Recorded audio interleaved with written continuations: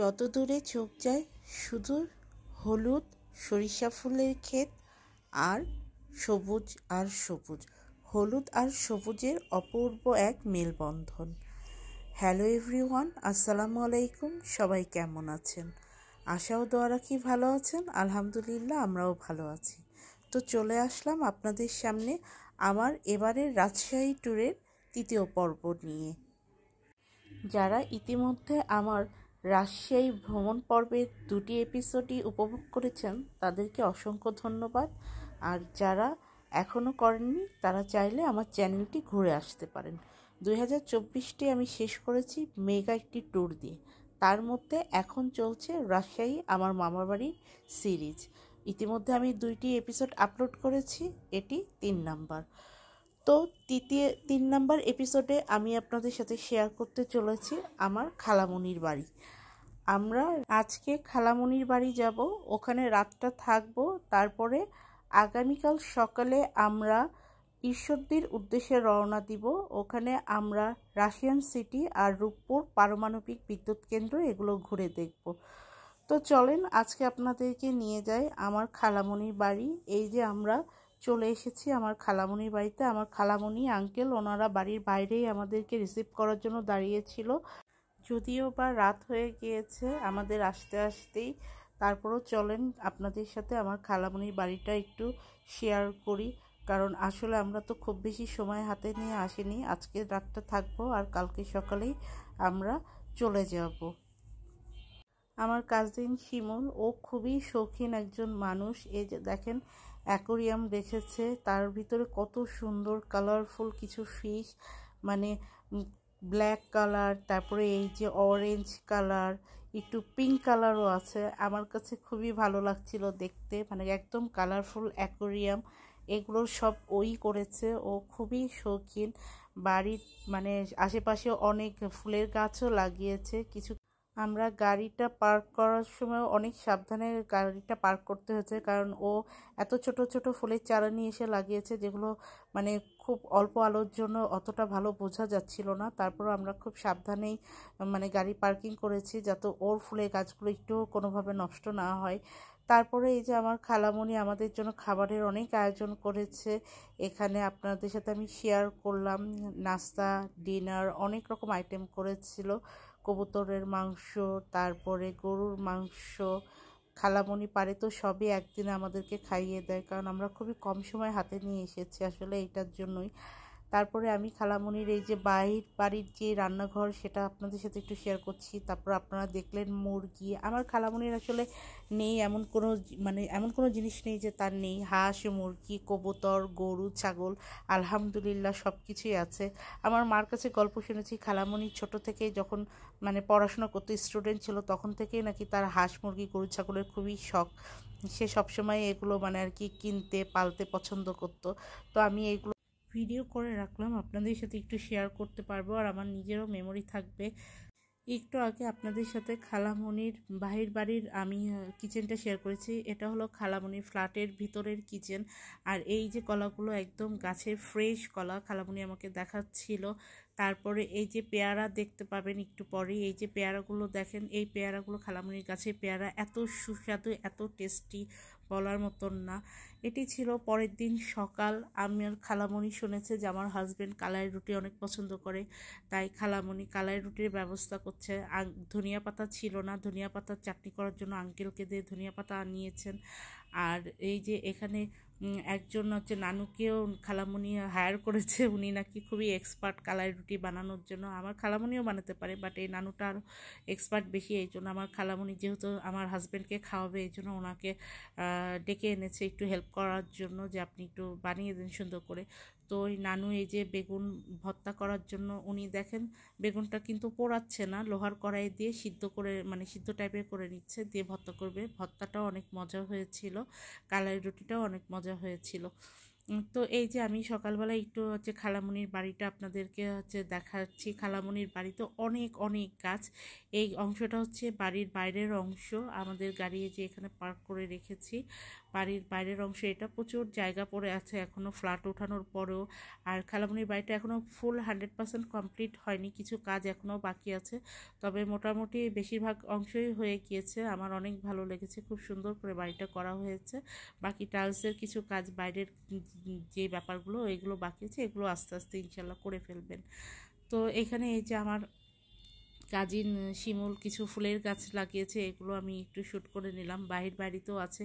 আর এই যে এই মুরগিগুলো কালকে রাতেও আপনাদের দেখিয়েছি, অন্ধকার ছিল তখন খুব একটা ভালো আসেনি, তারপর আমি যতটুকু পারছি দেখিয়েছি। খালামণির আসলে হাঁস মুরগি কবুতর গরু ছাগল কোনো কিছুরই আলহামদুলিল্লাহ অভাব নেই, সব কিছুই তার হাতে লালিত পালিত, মানে লালন পালন করে সে নিজের হাতেই। তো এই যে দেখেন অরেঞ্জের গাছ, মানে কমলা লেবুর গাছ, এটা একটা কি সুন্দর, কমলাগুলো পাকা পাকা কমলা একদম ঝুলছে। তবে এটা আসলে মানে খুব বেশি একটা নাকি সুস্বাদু না, মানে পেয়ারাটা যতটাই সুস্বাদু এটা অতটা সুস্বাদু না বলে কেউ তেমন একটা খায় না। খালামণি নিজেই একা খায়, আমাকেও বলছিল যে তুমি একটা পেরে খেয়ে দেখো, তো আমি আর বললাম যে না খালামণি এখন আর খাবো না। তো আমি একটু শ্যুট করে নিলাম কারণ দেখতে খুবই ভালো লাগছিল, চোখের সামনে এরকম মানে কমলা কালারের কমলা আমি কখনোই দেখিনি। এর আগে আমি কমলার গাছ দেখেছি, তবে সেগুলো পাকা ছিল না, সেগুলো সবুজ সবুজ কালারের ছিল, আর এগুলো একদম কমলা টকটকা কমলা কালার, দেখতে খুব ভালো লাগছিল। তো এই যে সকালে আমাদের নাস্তার আয়োজন এখানে করা হয়েছে।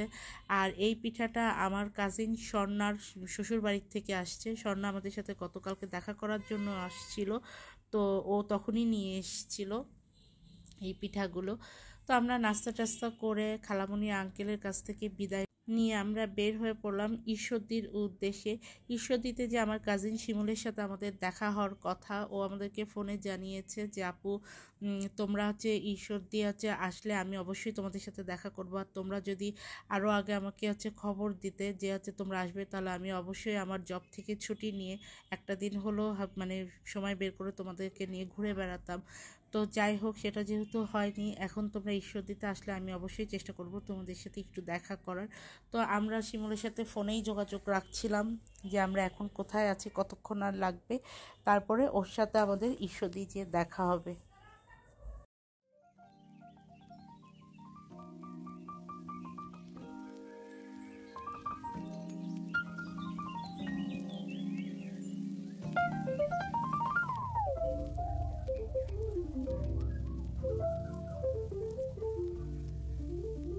দেখতে দেখতে আমরা কিন্তু ঈশ্বরদীর মধ্যে ঢুকে গিয়েছি।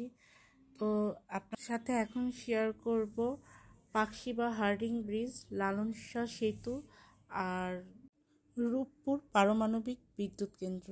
এই রূপপুর পারমাণবিক বিদ্যুৎ কেন্দ্রটি দেখার ইচ্ছা আমার হাজব্যান্ডের অনেক দিন থেকেই ছিল।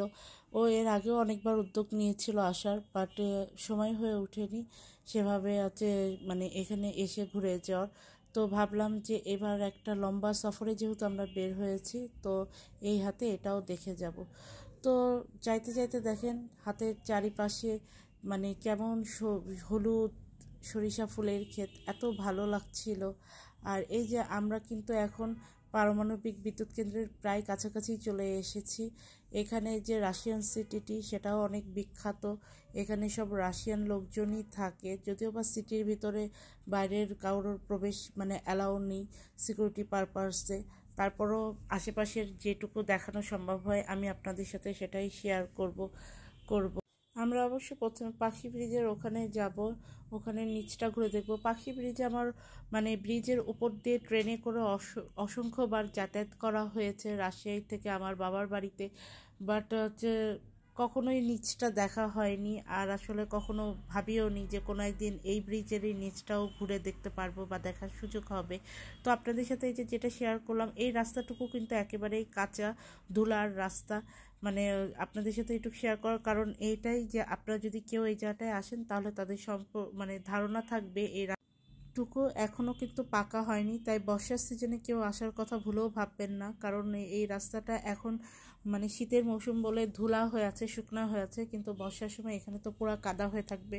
খুব বেশি একটা রাস্তা না, অল্প পরিমাণে রাস্তারই এরকম দুরবস্থা, বাট তারপরও আমি জাস্ট একটু আপনাদের সাবধান করে দিলাম। তো যেটা বলছিলাম, এই ব্রিজের উপর দিয়ে ট্রেনে করে আমি অসংখ্যবার রাজশাহী থেকে আমার বাবার বাড়ি গিয়েছি। তখন অনেক ছোট ছিলাম। আমার বাবা মার কাছ থেকে কয়েন নিতাম, দিয়ে সেই কয়েনটা ট্রেনের থেকে উপরের থেকে নিচে নদীতে ফেলতাম। তো সেই স্মৃতিগুলো আসলে মনে পড়ে যাচ্ছিল, যে এরকম ছোটোবেলায় আমরা করেছি। আর এখন ব্রিজের নিচে ঘুরতে এসেছি, দেখেন এখানেও সেই একই অবস্থা। বাচ্চাদের খেলনার সামগ্রী, কসমেটিক্স, বিভিন্ন জিনিসপত্র, সামগ্রিক জিনিসপত্র, কাঠের, বাঁশের বিক্রি হচ্ছিল। তো আমি এগুলোর একটু শ্যুট করে নিলাম, কারণ আমি যেখানেই যাই সেখানে থেকেই কিছু না কিছু আমি কেনাকাটা করি। আমার খুব ভালো লাগে, শপিং দেখলেই আমার মাথা নষ্ট হয়ে যায়, মনে হয় কী কিনবো কী কিনবো। তো এখানেও এই জন্য ঘুরে ঘুরে দেখছিলাম যে এখানে কোনো কিছু দেখি কেনার আছে কিনা। দেখেন এই যে কাঠের টেলিফোনের মতন, খুব ভালো লাগছিল। তারপরে এই যে নদীতে তো চর জেগে জেগে এখন নদীর বেহাল দশা। সেখানে এখন সরিষার ক্ষেত, সরিষা চাষ হচ্ছে, চাষাবাদ, কী একটা অবস্থা। বাংলাদেশের নদীগুলো আসলে, বাংলাদেশ এখন নদীমাতৃক দেশ নামেই আছে, কামে নেই, কারণ বেশিরভাগ নদীগুলোরই এরকম দুরবস্থা, শুকিয়ে গিয়েছে। আমি গত গত বছর বলতে এই ট্যুরটা তো আমি 24-এর শেষে দিয়েছি। 23-এর দিকে আমি বরিশাল কুয়াকাটা গিয়েছিলাম। ওখানেরও নদীগুলো মানে কিছু কিছু নদী আছে যে এখনও পানি আছে, তারপর অনেক নদী আছে যেগুলো পানি শুকিয়ে গিয়েছে। তারপরে 2022 সালে আমি তেঁতুলিয়াতে গিয়েছিলাম, ওখানেও যে দেখেছি একই অবস্থা। তেঁতুলিয়ার নদীর অবস্থা তো আরও খারাপ ছিল, একদম শুকিয়ে এমন অবস্থা যে আমার মনটাই খারাপ হয়ে গেছিলো। ভালো কথা, আপনারা যদি কেউ তেঁতুলিয়া ব্লগ দেখতে চান, তাহলে আমার চ্যানেলে আপনারা চেক আউট করতে পারেন। আমার চ্যানেলে কিন্তু তেঁতুলিয়ারও ব্লগ আমি দিয়ে রেখেছি, আপনারা চাইলে সেটাও দেখতে পারেন। তো এখানে আমরা ঘুরতে ঘুরতে আমার কাজিন ফোন দিল যে আপু তোমরা কোথায়। আমি ওকে আমাদের লোকেশনটা বললাম যে আমরা এরকম এই জায়গাতে আছি। ও আবার আসলো, ওর সাথে ওর আরেকজন কলিগ, একটা ভাইয়াও আসছিল। ভাইয়াও অনেক ভালো, আমার কাজিন তো ভালোই, বাট ওর সাথে যে কলিগ আসছিল ওই ভাইয়াও অনেক অনেক ভদ্র, অনেক ভালো। ভাইয়ার সাথে আলাপ পরিচয় হয়ে বেশ ভালো লাগলো।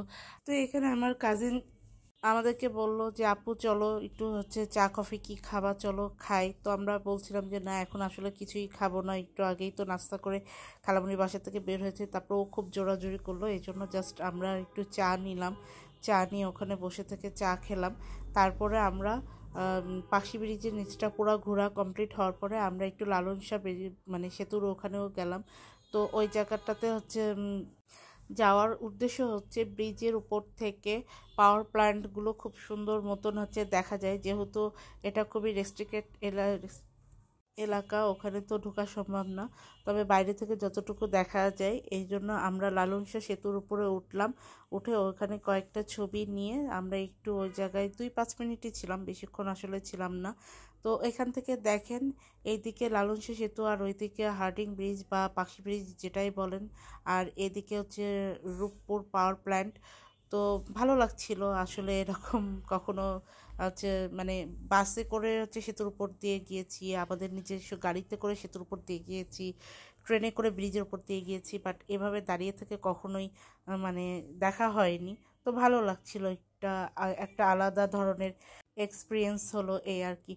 তো আমরা এখন রাশিয়ান সিটির উদ্দেশ্যে আবার রওনা দিয়েছি। এবার আমরা রাশিয়ান সিটিটা একটু সিটির বাইরেটা আর কি, যেটা আমি প্রথমে আপনাদের একটু আগেই বললাম যে সিটির ভিতরে তো প্রবেশ নিষেধ, বাট বাইরের থেকে যতটুকু আর কি যা দেখা যায়। তো আমরা যাচ্ছি, আমাদের সাথে এখন আমার কাজিন আর ওর কলিগও আছে। তো আমরা সবাই একসাথে ওখানে কিছুক্ষণ সময় কাটালাম, ভালোই লাগছিল। আশেপাশে বেশ অনেক রাশিয়ান দেখা যাচ্ছিল। আসলে এই রূপপুরের পাওয়ার প্ল্যান্টের যে কাজ, এটা তো রাশিয়ার ওরাই করছে, সো ওদের লোকজনই এখানে বেশি। তো এখানে একটা সুপার শপ দেখলাম, তো আমার হাজব্যান্ড বললো যাও ঘুরে দেখো, যদি কোনো কিছু ভালো লাগে কিন্তু ইচ্ছা হয় তাহলে কিনো। তো আমি একটু ওর সুপার শপটার ভিতরে গেলাম ঘুরে দেখার জন্য, যে যদি কোনো কিছু ভালো লাগে বা প্রয়োজন মনে করি তাহলে কিনবো। আমার কাজিন বলছিল যে আপু তোমরা তো মানে এমন দিনে ওয়ার্কিং ডেতে আর কি এসেছো, এর জন্য এখন অতটা রাশিয়ানও দেখতে পাচ্ছ না, বাট যদি তোমরা অফ ডেতে আসতা বা হলিডেতে আসতা তাহলে দেখতে এইদিকে রাশিয়ান আর রাশিয়ানদের মানে হচ্ছে এত বেশি রাশিয়ান থাকে যে বাঙালির ফেসগুলো খুব কম দেখা যায়, রাশিয়ানতেই ভরে যায়, কারণ ওরা খুব এনজয় করে, শপিং করে, তারপরে দেখা যায় খাওয়া দাওয়া করে, এরকম আর কি। তো আজকে এই জন্য ভিড়টা একটু কম ছিল। তাছাড়া আমরা গিয়েছিও একটু বিকালের টাইমে, সন্ধ্যার দিকে নাকি অনেক বেশি ভিড় হয়, অনেক লাইটিং টাইটিংও তখন মানে ভালো লাগে আরও দেখতে, জমজমাট হয় বেশি। তো আমি আর কি বললাম যে সমস্যা নেই, আমার এত বেশি গ্যাঞ্জামও আসলে ভালো লাগে না, তো হালকা পাতলার মধ্যে ঘুরছি, এটাই ভালো লাগছে। তো এই যে দেখেন আশেপাশের হচ্ছে বাজার, ফলের দোকান, সবজি, সুপার শপ, ফুড কোর্ট, ফুডের দোকান, ভালো লাগছিল দেখতে। নিজের দেশে এসেই কেমন নিজেকেই প্রবাসী প্রবাসী মনে হচ্ছে, কারণ এখানে হচ্ছে মানে মোটামুটি চারিদিকেই রাশিয়ানরা ঘোরাফেরা করছিল। আর এখানে স্থানীয় হচ্ছে যারা বিজনেস করছে, এরা কিন্তু তাদের বিজনেসের সাথে রাশিয়ান ভাষাটা আয়ত্ত করে নিয়েছে, কারণ যেহেতু তাদের বেশিরভাগ কাস্টমার বা টার্গেট কাস্টমার রাশিয়ান, সো রাশিয়ানদের সাথে তাদের রাশিয়ান ভাষায় কথা বললে বেচাকেনার একটু সুবিধা, বাড়তি সুবিধার জন্য তারা যে নিজ উদ্যোগেই রাশিয়ান ভাষা শিখে নিয়েছে। আমার কানে আসছিল আর কি, যখন ওনারা যে কোনো রাশিয়ান কাস্টমারের সাথে কথা বলছিল, আমি খেয়াল করে দেখলাম বাঙালি বিক্রেতারা রাশিয়ান ক্রেতাদের সাথে রাশিয়ান ভাষাতেই কথা বলছে। জিনিসটা দেখে বেশ ভালো লাগলো যে আসলে মানুষ চাইলে কি না পারে। আমরা অনেক কাজকে অনেক সময় মনে করি যে অনেক কঠিন, কিন্তু একবার যদি আমরা সত্যিকারের অর্থে মনে করি যে না, কাজটা আমি করব, তখন দেখবো সেটা আসলেই সহজ হয়ে যায়। তো আমরা এখানে একটা হচ্ছে রেস্টুরেন্ট দেখে একটু বসলাম হালকা পাতলা নাস্তা করার জন্য। আসলে হচ্ছে ক্ষুধা তেমন একটা কারোরই ছিল না, বাট কোথাও গেলে আসলে আমাদের তো একটু মানে বাঙালিদের এটাই স্বভাব যে আমরা কোথাও ঘুরতে গেলে ঘুরবো এবং খাবো, এটাই আমাদের ফান। তো এখানে আমরা আর কি রেস্টুরেন্টে একটু বসলাম, এখানে আমরা কিছু খাবার হচ্ছে অর্ডার করলাম। খাবারগুলো মোটামুটি খুব মানে ভালোই ছিল, খারাপ ছিল না। আর হচ্ছে এই যে শর্মাটা দেখেন, মানে শর্মার বিশাল বড় সাইজ, সেটাকে আমরা বললাম এই জন্য হাফ করে দেন, কারণ একার পক্ষে শর্মা হচ্ছে কমপ্লিট করা সম্ভবই না কোনোভাবে, হাফও কমপ্লিট। তো আমরা টুকটাক হচ্ছে ভালোই নাস্তা করেছি ওখানে। নাস্তাটা করে আমরা এখন আমার কাজিনের সাথে বিদায় নিয়ে আমরা আবার আমার মামার বাড়িতে আসার জন্য রওনা দিয়ে দিয়েছি। সন্ধ্যার টাইমটাও একটু এনজয় করলাম। আজকে রাতের ডিনারের আয়োজন করেছিল আমার ছোট মামি, কাচি মামি। মামির হচ্ছে কাছে আজকে আমরা রাতে ডিনারটা করব। এখান থেকে সরাসরি আমরা এখন মামার বাড়ি চলে যাচ্ছি। যাওয়ার পথে একটু সন্ধ্যাও হয়ে গিয়েছিল, তাই রাশিয়ান সিটির বাইরের যে বাজার বা আশেপাশের পরিবেশটা, তার সেখানকার লাইটিং, এগুলো আমরা একটু দেখতে পেলাম, বেশ ভালোই লাগছিল দেখে। একটা মনে হচ্ছিল যে হয়তো বা অন্য কোনো দেশেই চলে এসেছি।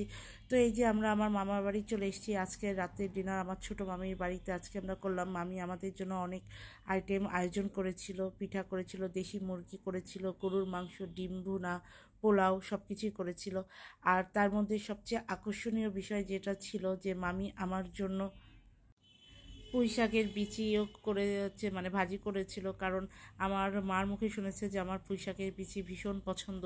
তাই মামি দেখছে যে যেহেতু আমরা আগামীকাল সকালেই রাজশাহী থেকে বিদায় নিয়ে নিব, তো মামি আর কখন আমাকে মানে রেসিপিটা করে খাওয়াবে, এই জন্য মামি পোলাওয়ের সাথে হলেও আমার জন্য এটা করেছে। এটার জন্য আমি খুবই খুশি হয়েছি।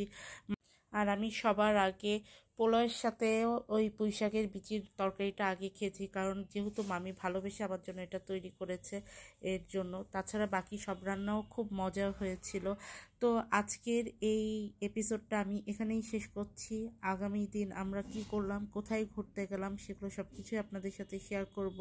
আপনারা যদি আমার ভ্লগ দেখতে চান তাহলে আমার চ্যানেলটি সাবস্ক্রাইব করে রাখবেন, বেল আইকনটি টিপে রাখবেন, তাহলে আমি যখনই ভ্লগগুলো আপলোড করব সবার আগে নোটিফিকেশন আপনার কাছে পৌঁছাবে। তো সবাই ভালো থাকবেন, সুস্থ থাকবেন, নিরাপদে থাকবেন। আল্লাহ হাফিজ।